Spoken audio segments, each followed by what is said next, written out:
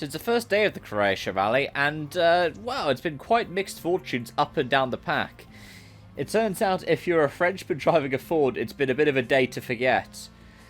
What do we have? We had rotten luck for Adrian Fourmeau, who aquaplaned off at the start of Stage 3 and was out for the day.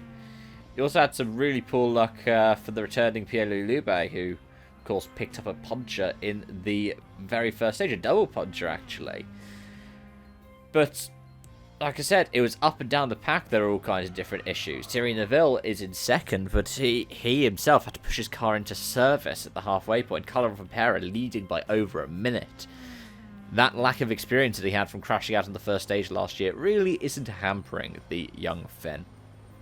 Oid Tanak in third, putting Hyundai in a double podium, but he's also had his issues, including a puncher. Craig Breen in fourth place, 135 down on the leader, but a minute clear of Oliver Solberg in fifth, who finished the day, missing quite a bit of his bumper.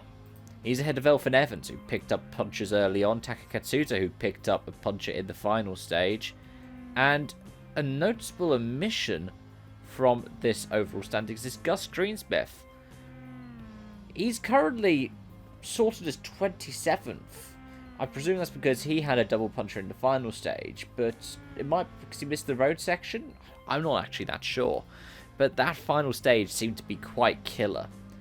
Especially because we saw Greensmith for double puncher and suspected driveshaft issues, and then Katsuta with a puncher immediately afterwards. In WRC2, it's Russell ahead of Greisen, ahead of Kamali, Kajtanovic, and Lindholm. That's been quite a interesting pack of back and forths, but it's a much closer battle at the top than the WRC is. With three drivers separated by a minute, and another 10 seconds down the road, you have four for WRC2 in Kaito. WRC3, and it's Vivez who leads in the WRC3 and the junior category. Payari as well is a second back. I think there have been some issues for early leader John Armstrong, which forced him further down the order. But again, JWRC stage wins count for everything, so the Sweden winner can obviously make up some ground later on. But what can we make of this first day?